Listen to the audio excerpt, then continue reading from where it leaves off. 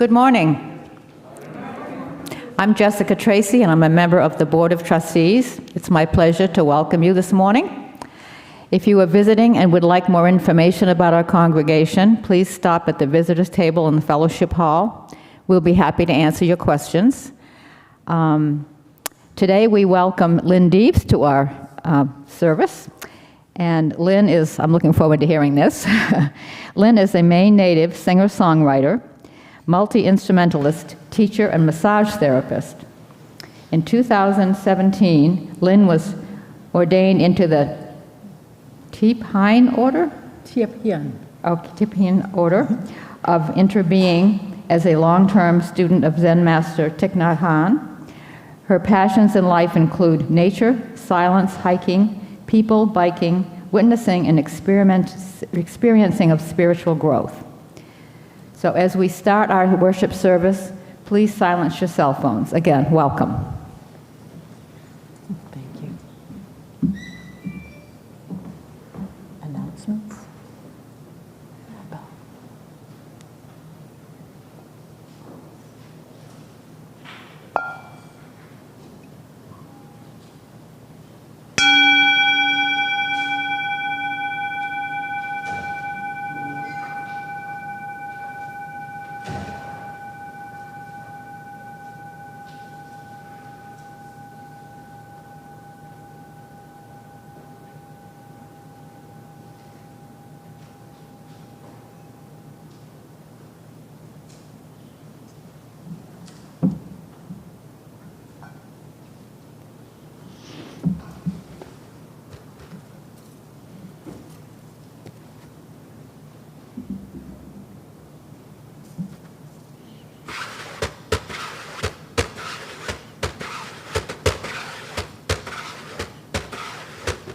I'm gonna let life move me.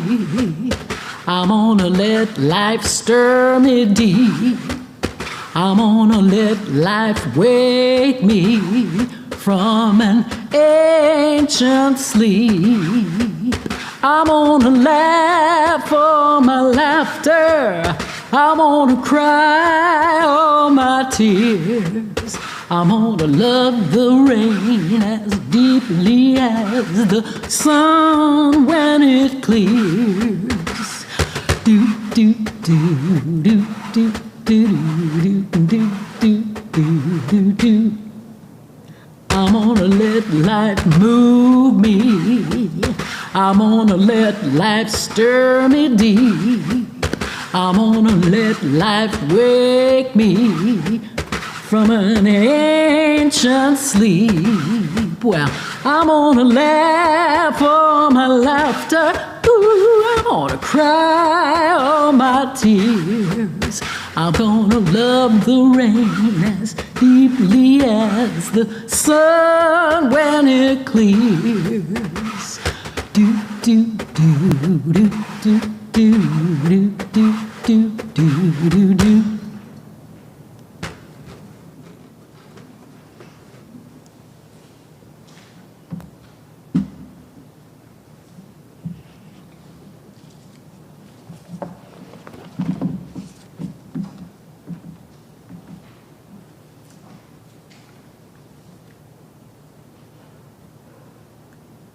We'll light the chalice.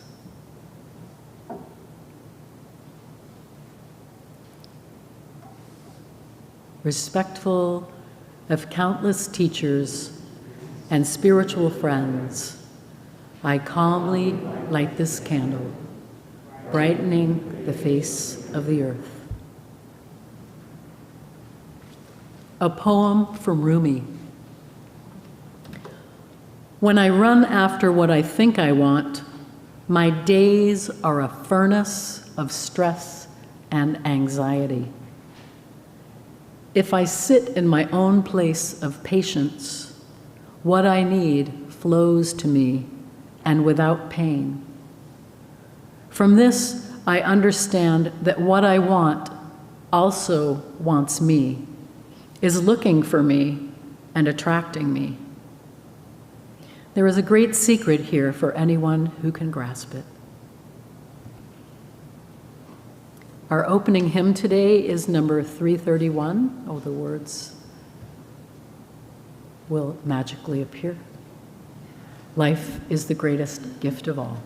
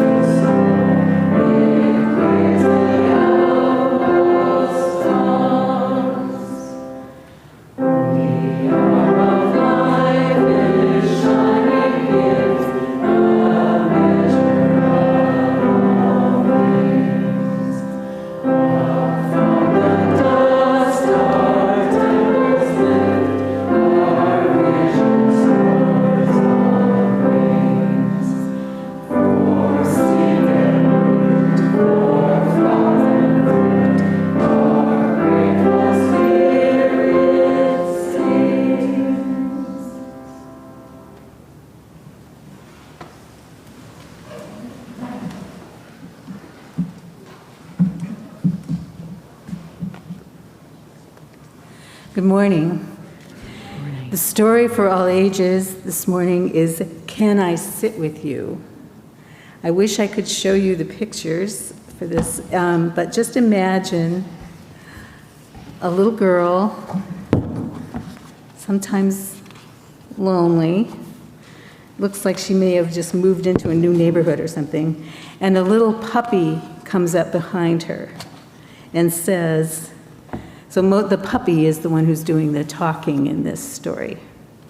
Pardon me, may I ask you a question? If you were brimming like a ringing bell, or if you were lonely like an empty plate, if you are dusty-eyed, shows her kind of going like this, if you are bright, can I sit with you? I don't know if you can see it, but it's a little girl in a big, easy chair with a little puppy in her, looking up at her. If you take a long car ride or find a different chair, if the day is strange and new, I'll be loyal, familiar and true. When you want a wide green field, when you want the orange light, when you need a deep blue dark, can I sit with you? I'm sorry. Back and forth, to and fro, we weave the space between. Bit by bit, throw by throw, we start to feel at ease. Throw by throw is throwing a stick. She's throwing a stick for the puppy. So if you hear another call or disappear from view, I'll understand the stray in you. It is my nature too. And even if you wander, ramble, and roam, I know looking high and low can show you what you left at home. I've wandered many ways and I've seen so much new. I've felt many colors. Still, I recall our blue. Now I hear this echo, I'm singing back to you a long-awaited answer. That's the last answer right here. I will sit with you. And there she is back in her easy chair with the puppy. I'll put this book back on the visitor's table so you can look at it. It's really beautiful.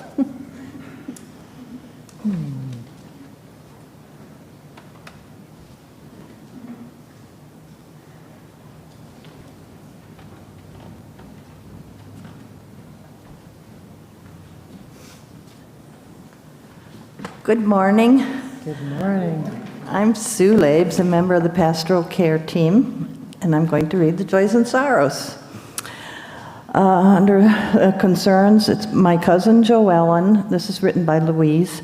My cousin Joellen is experiencing the recurrence of esophageal cancer and is in the process of trying to decide whether to undergo treatment that may or may not prolong her life.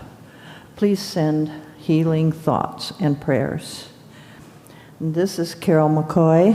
If it is so horrifying that the Supreme Court of the land believes women don't have a right to control their bodies, and that is important, we are legally allowed to carry weapons to kill as many people as possible, pray for our country and our leaders. I don't really know what to do. And for Joyce, this is Ward Clark. I suspect I'm one of many to express my joy in reading Reverend Justine's Facebook post on Saturday announcing she'd been elected to the UUA Board of Trustees. Hooray for Justine and hooray for them. They're very lucky. And I wrote, the concert for a cause last night was joyous. Thanks to those who planned the evening. It was absolutely wonderful. If you're watching online and you would like to post a joy or a concern, you may do so by going to UUCB Joys and Sorrows at gmail.com. And if you wish to express a concern in a more private way, you may seek out a pastoral care associate. We have light blue ribbons on our name tags. Thank you.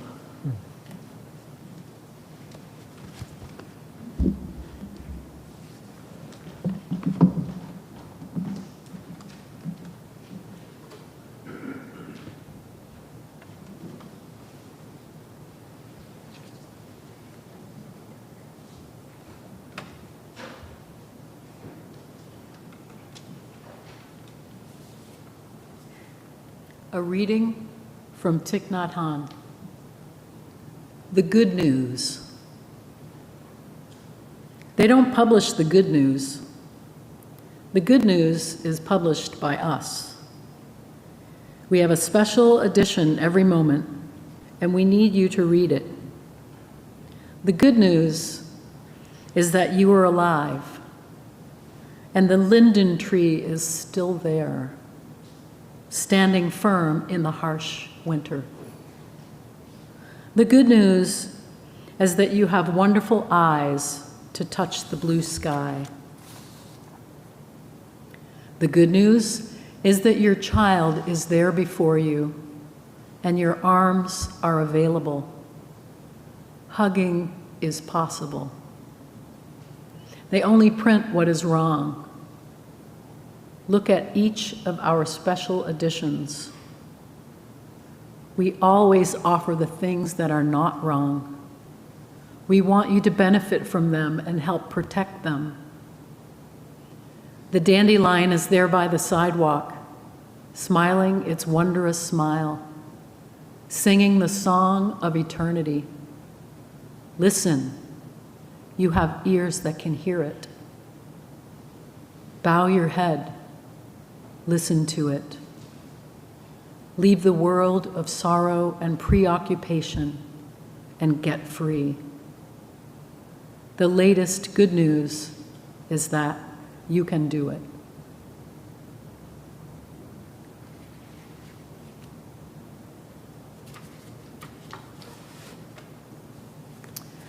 I'd like to begin by offering a guided meditation and invite us to check in with ourselves and come home to ourselves, come home to our bodies. If it's comfortable for you, you can gently close your eyes If that doesn't feel right, maybe a soft gaze lowered from the room environment.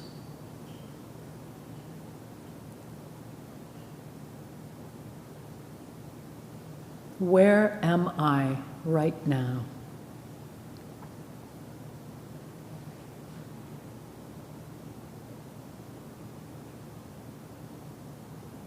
Noticing the contact points of our body with the chair.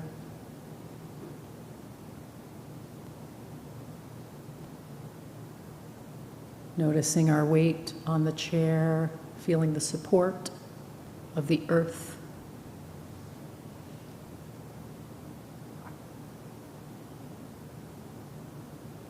Noticing the temperature of our skin, or maybe the clothing touching our skin.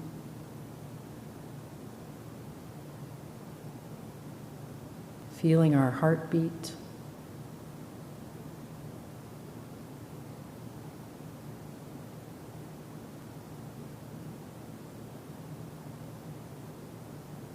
Savoring this exact moment where we're safe and in community, whether in this room or online, supporting and holding each other,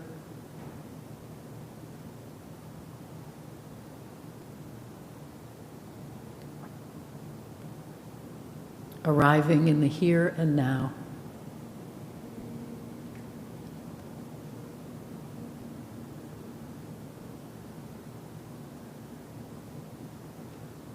We may find that our brains think that they have a better place to be, maybe a plan for later, what's for lunch, did I remember to turn off the burner on the stove when I left this morning? We can thank our brains for trying to help us be safe, wanting to take care of us, and kindly return our attention back to our bodies, to our breath.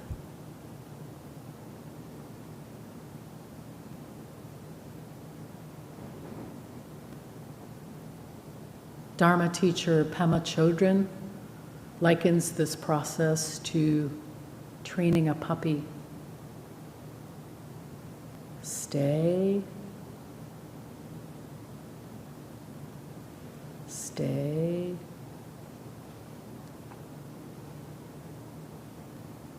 Sure, we can command and yell at the puppy to get it to comply,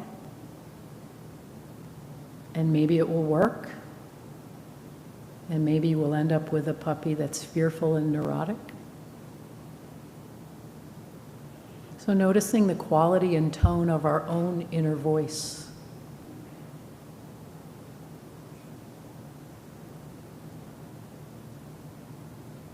How do we speak to ourselves?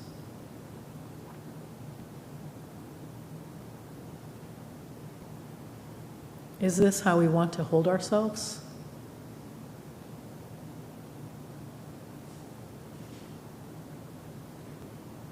Is there a possibility of awakening to deeper compassion,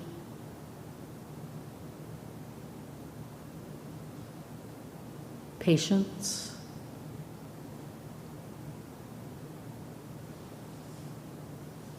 loving kindness,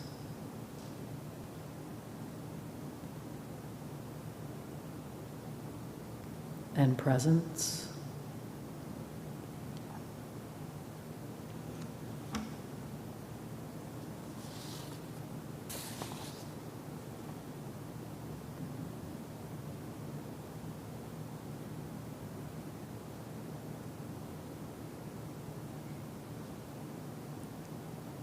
And when you're ready, you can allow your eyes to open.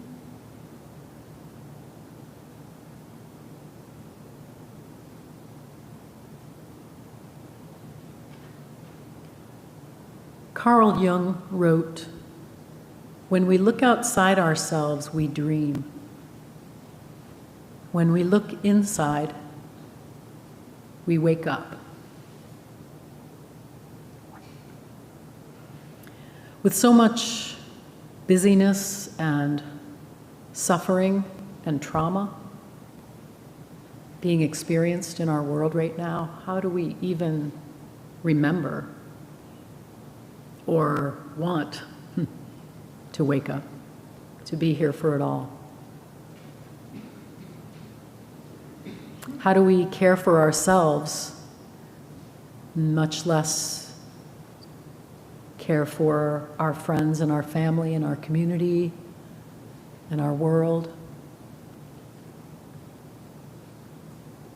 How do we not drop into depression and despair and feel paralyzed and overwhelmed?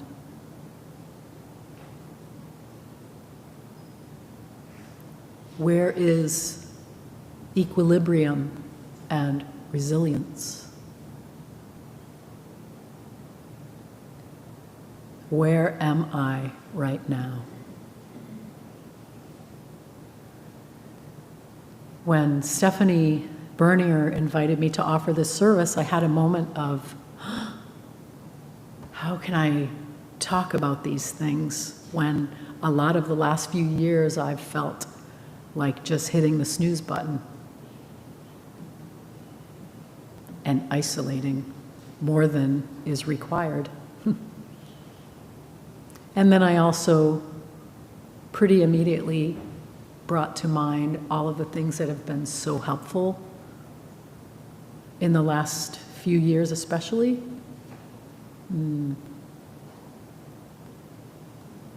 To help get unstuck. And I wanted to share some of those thoughts with you today, how to ignite our passion for life and wake up. And I thought of that in 3 realms. So first, mind, body, and spirit. I'm reminded of the wisdom of a bumper sticker I just saw a few days ago, and that was, if you lived in your heart, you'd be home by now.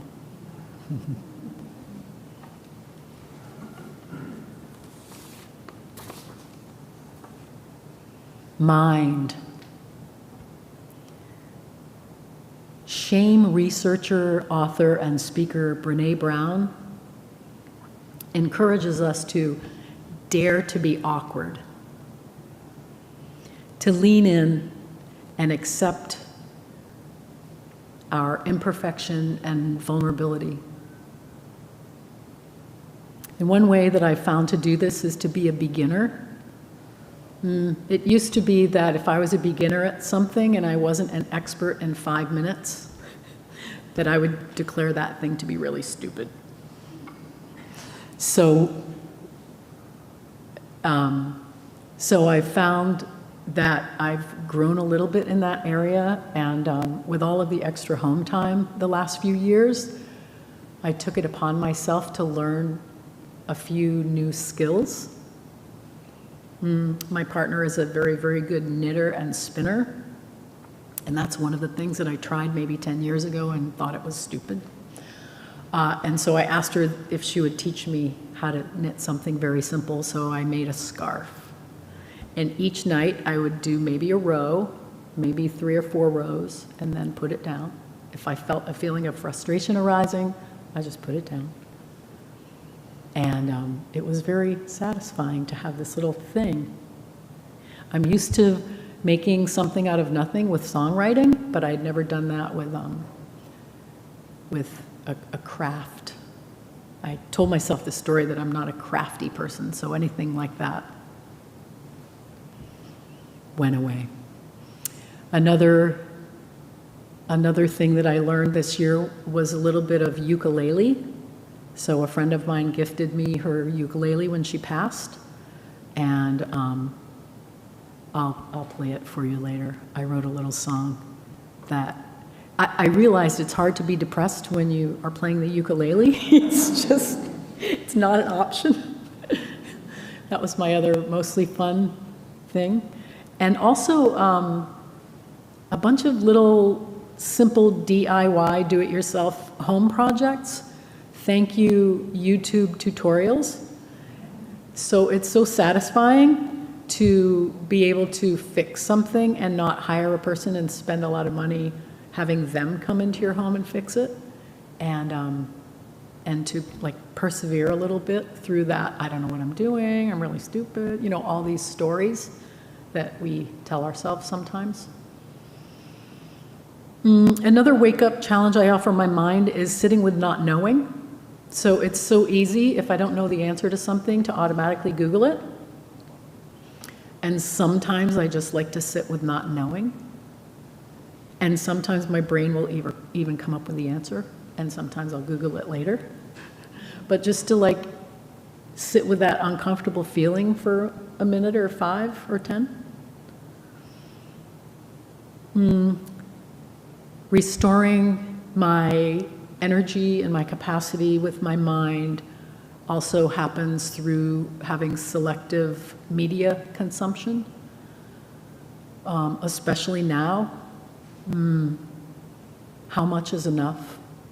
I want to be informed, and I don't want to be inundated. So finding that balance point for myself. I usually take Sundays off of any kind of media, not turn my phone on and not look at a screen, and it just helps my mind recover and have more clarity. And actually my whole central nervous system enjoys that little break.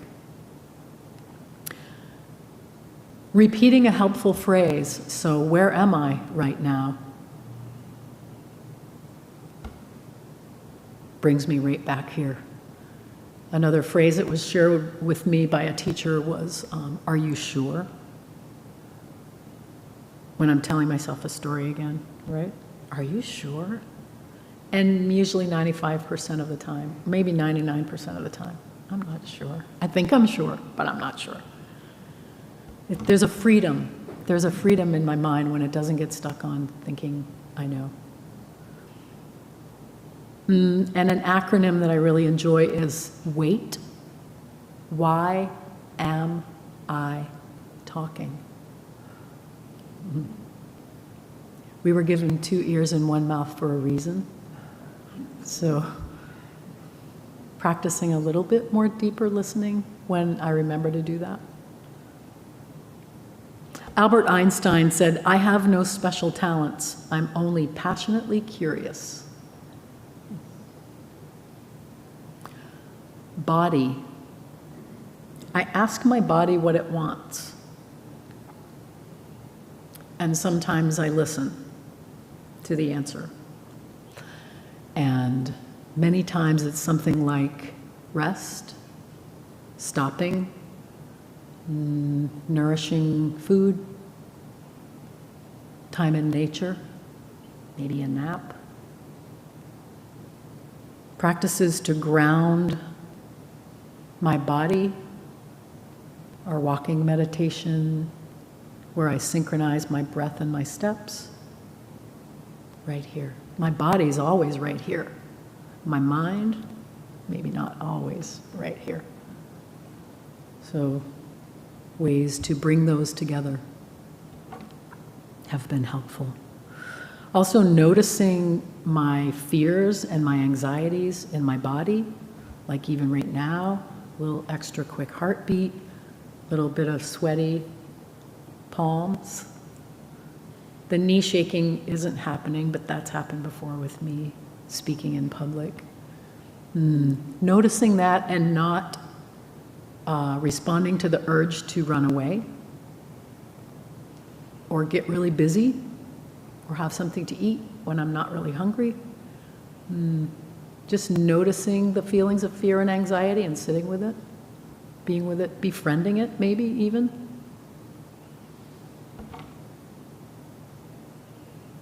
And movement always feels really good to me, spending time in nature. Things that I like to do that make my body feel alive. Roll down the window with the music cranked up. I really enjoy riding my bicycle, and I live out in the country, and there are the most amazing smells. And I don't know why, but I like the smell of cow manure on the field. It's just very, like, there's nothing more earthy than that, really. Just sitting on the deck and having coffee and listening to all the different birds. Exploring in the woods.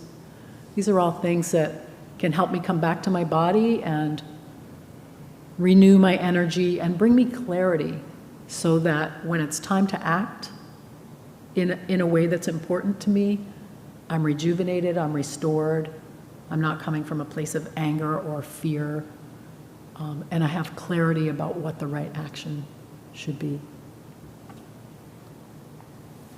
Spirit awakens by knowing and meeting my needs for connection, purpose, being of service, having an aspiration, especially during the online time, the importance of making time for connection with family and friends, togetherness, the feeling of being seen and heard. My spirit feels alive when I'm in community, when I'm being of service, when I'm giving from my heart, maybe when I'm in some kind of creative flow or reading something inspiring.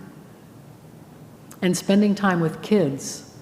One of my places of work is with 3 to 5-year-olds, and I always joke that it's so age appropriate for me, that job. And I just love kids that age because they're so fresh and there's no filter, and it's right there. There's no like, oh, I probably shouldn't say this, or, none of that. It's just boom, right there. I'll share a quick story. Was playing with a little friend, and I found out that another little friend in the classroom was having a birthday that day. So I wasn't sure if my little guy knew that. So I said, hey, do you know it's Johnny's birthday today? And he was playing with his Legos, and he was like, yeah, not really too concerned about it. So I gave it a few minutes, and then I said, do you want to say anything to Johnny? And he thought for a minute, and he looked at Johnny, and he said, did you bring cupcakes? Yeah.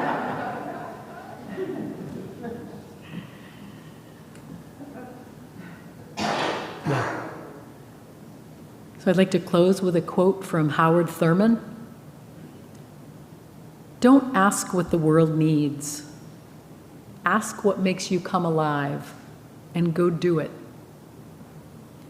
Because what the world needs is people who have come alive.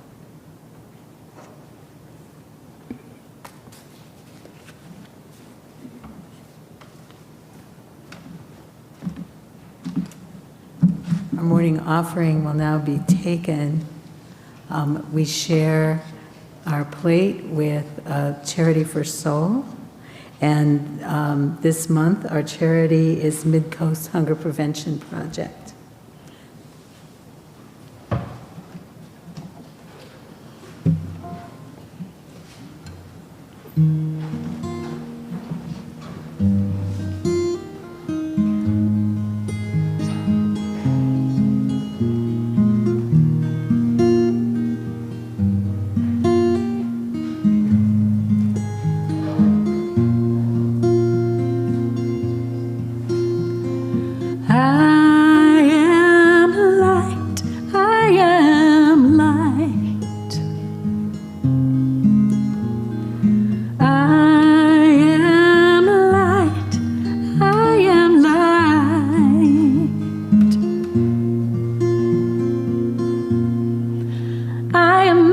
Things my family did. I am not the voices in my head.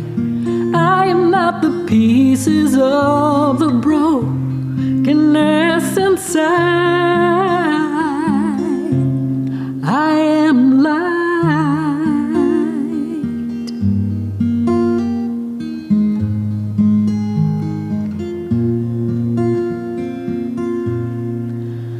not the mistakes that I have made, or any of the things that cause me pain. I am not the pieces of the dream I left behind.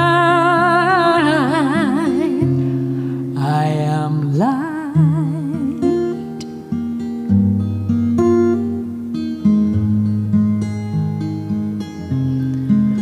I am light.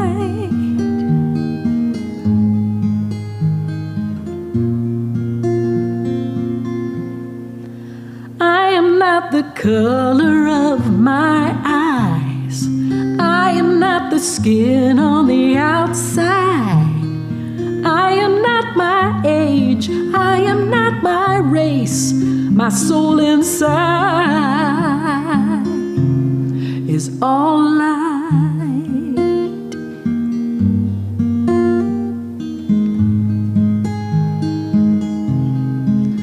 Is all light.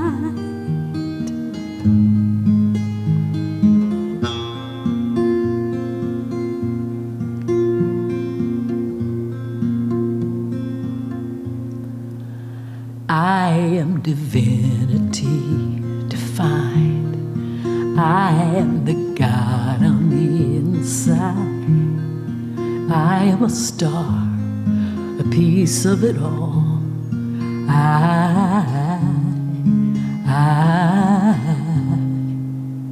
am light.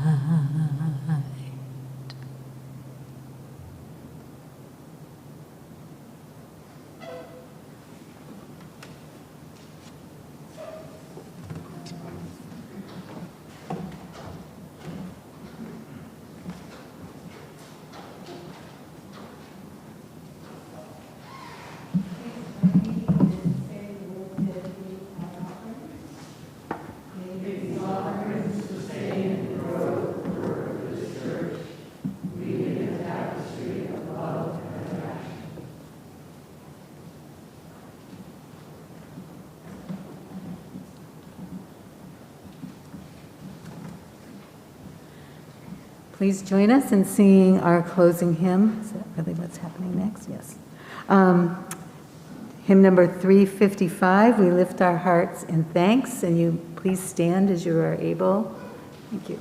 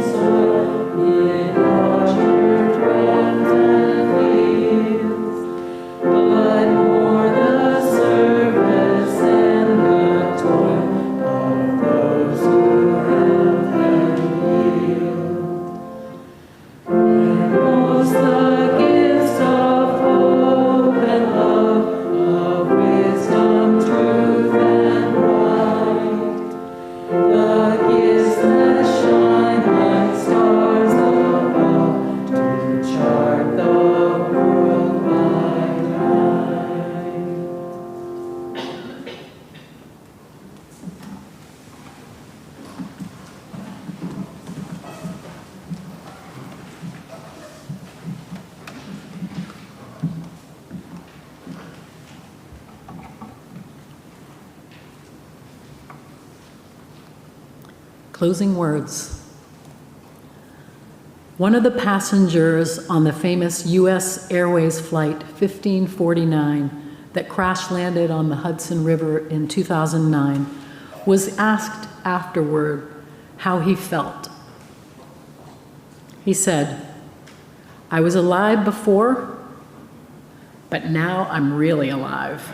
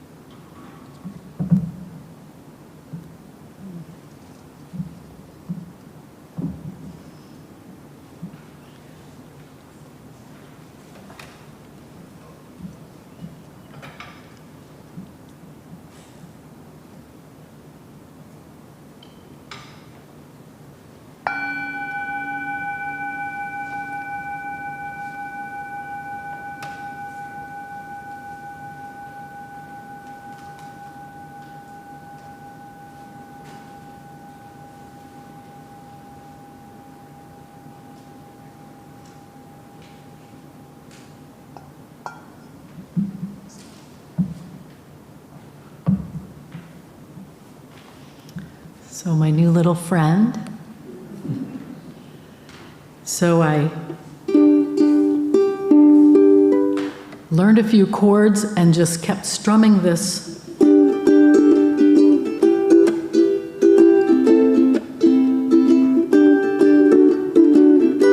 And it just made me feel happy.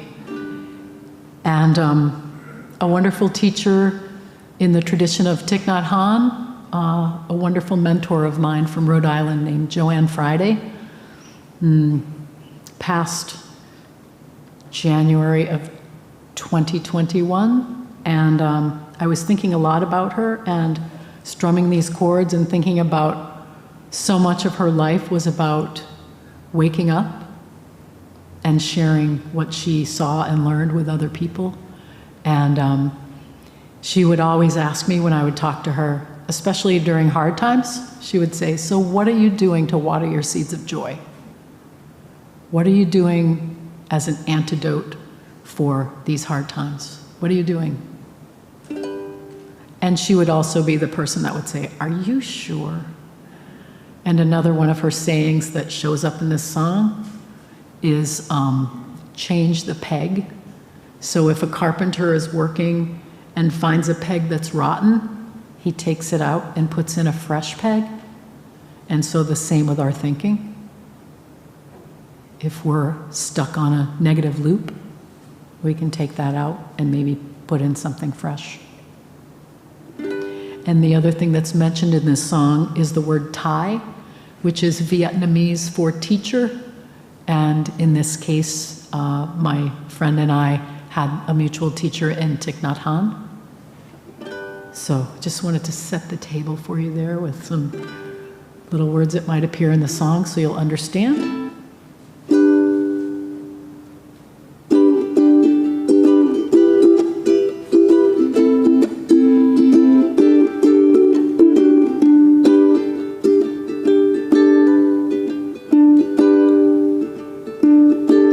You're now an angel on my shoulder, a whisper in my ear.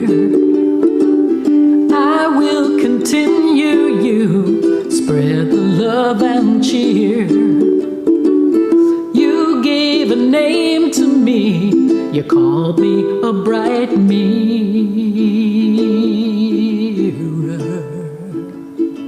And now you're asking me, what are you doing to water your seeds of joy?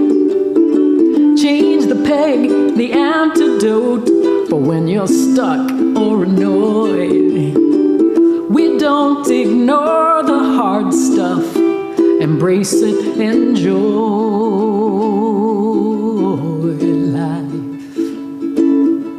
So tell me, what are you doing to water your seeds of joy?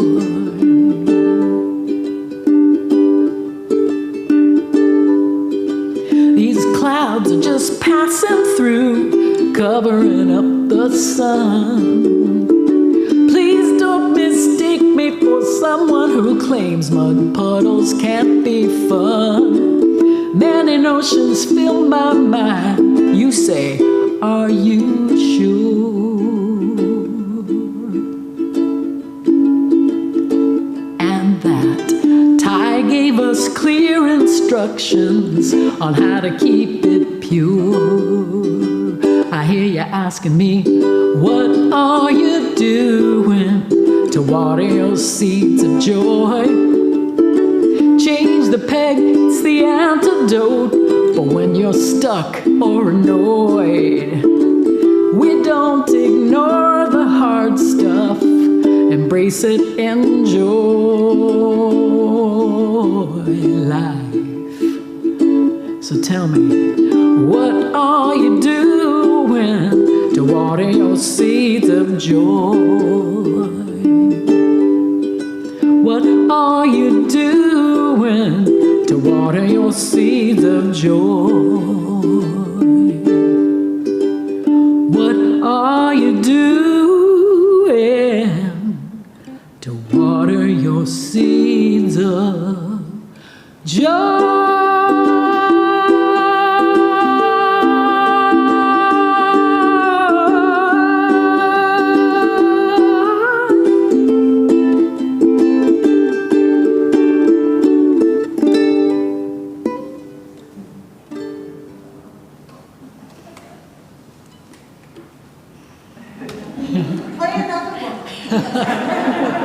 That's all I know. Thank you, Lynn. Thank you so much. Please rise and greet your neighbor. Thank you.